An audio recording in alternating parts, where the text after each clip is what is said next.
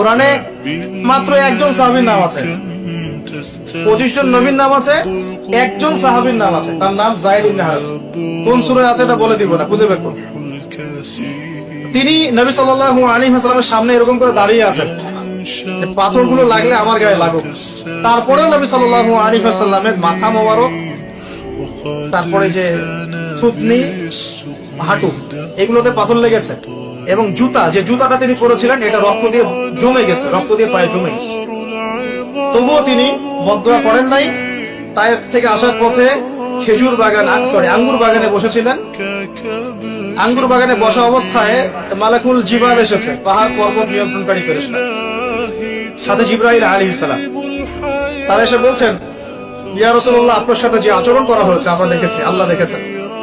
আপনি যদি দোয়া করেন বা আপনি যদি চান, আমরা দুই পাহাড়ের মাঝখানে এদেরকে ফেলে পিষে দিব।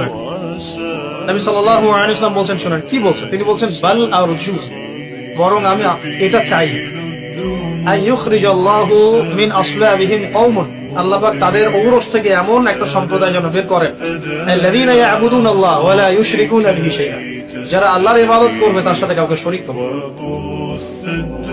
এটা আমাদের নবীর চরিত্র, তার ক্যারেক্টার, তার সবর।